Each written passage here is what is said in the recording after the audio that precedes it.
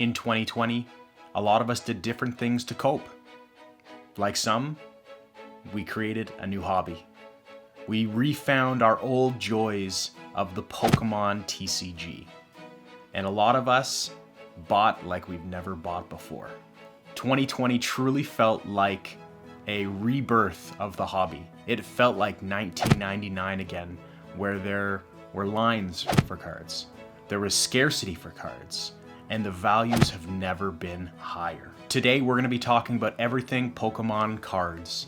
We're going to be talking about what happened in the year of 2020, and maybe even a little bit about what we're going to expect for 2021. This was a big year for all of us.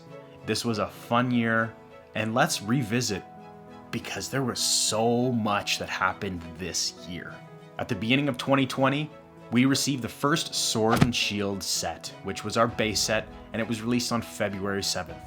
And it had cards like the Gold, Zamazenta, and Zacian, and it was brand new for everybody and exciting.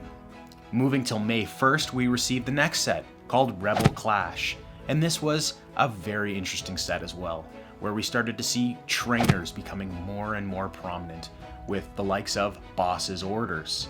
And then fast forwarding to August 14th with the release of Darkness Ablaze, one of many Charizards that we were hunting this year. And that started with the Charizard VMAX. Just the very next month, September 25th, we received the highly anticipated Champions Path with not one, but two Charizards to hunt for. And that was a very, very interesting time.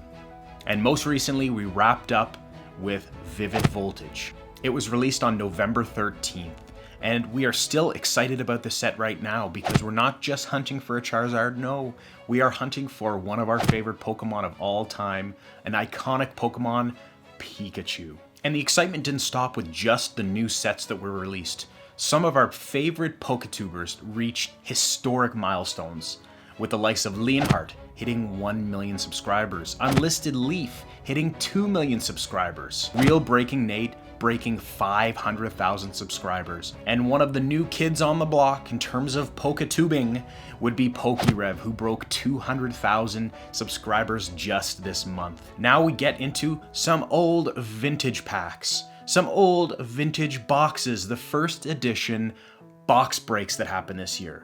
Pokerev broke the first edition base set box, and they were selling them for $2,500 a pack, and that was back in April. I remember sitting with my wife watching that opening and saying, how could anyone spend $2,500 on a single pack of cards? Fast forward a few months later into October, Logan Paul, yes, the rise and decline of Logan Paul in the Pokemon world was fast and furious. He sold packs from the box that he purchased for $11,111. Absolutely incredible. Makes the $2,500 purchase seem like just very baby in comparison. And speaking of first edition boxes, that box that Logan Paul bought was for $200,000. Not to be outdone, a box was later sold for $375,000, which ended up being a fake box. That was kind of a little whoopsie.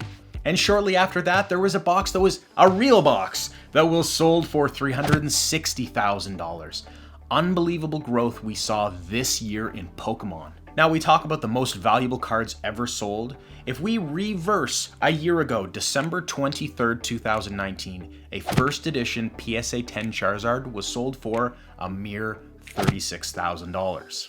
A couple months later, actually going all the way into October, the rapper Logic purchased a PSA 10 Charizard for $226,000. That same month, Logan Paul purchased a PSA 10 Charizard from King Pokemon himself, also known as Gary from Pawn Stars, for $150,000. Then this month in December, a PSA 10 first edition Charizard was sold for $350,000. Not 4 hours later, another first edition Charizard was sold for $369,000.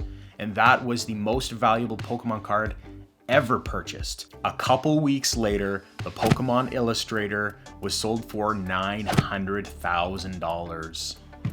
Wow. And while all of this was going on, we saw mass cancellations of tournaments, of worlds, of pre-release parties because of the pending pandemic that we are in.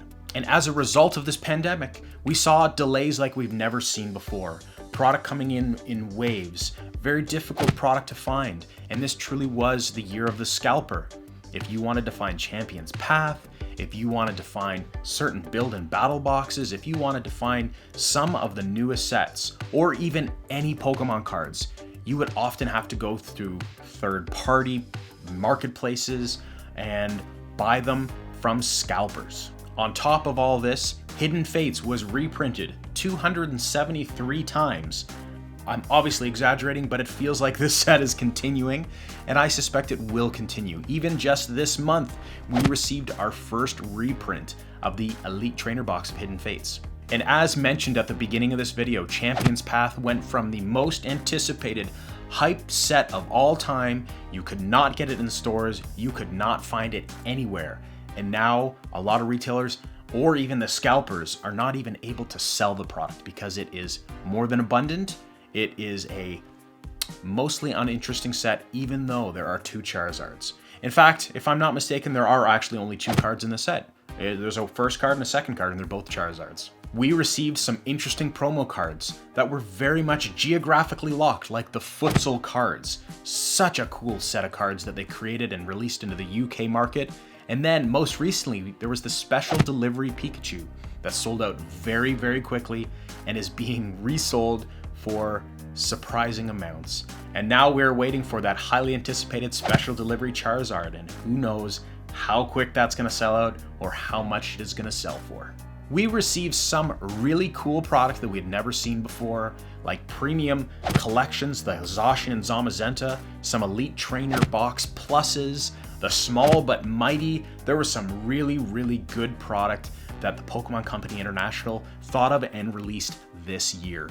Grading your Pokemon cards is such an important part of the hobby now that with the state of the world, our biggest in the Pokemon world, PSA, Professional Sports Authenticator, saw mass increases, which created mass delays. And those delays ranged up of almost 6 months or more.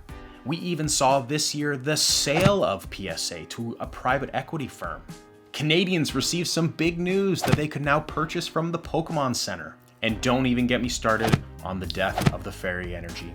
Rest in peace, Fairy Energy, as of February this year. But some great news is that Uri Geller has released Kadabra, and we should be able to see a Kadabra card once again. And other amazing news, Leonhardt, yes, the Leonhardt raised almost $400,000 for the charity NAMI, the National Alliance of Mental Illness. Thank you very much, Leonhardt, for what you do in this community. And this is just to highlight the fact of prices skyrocketing.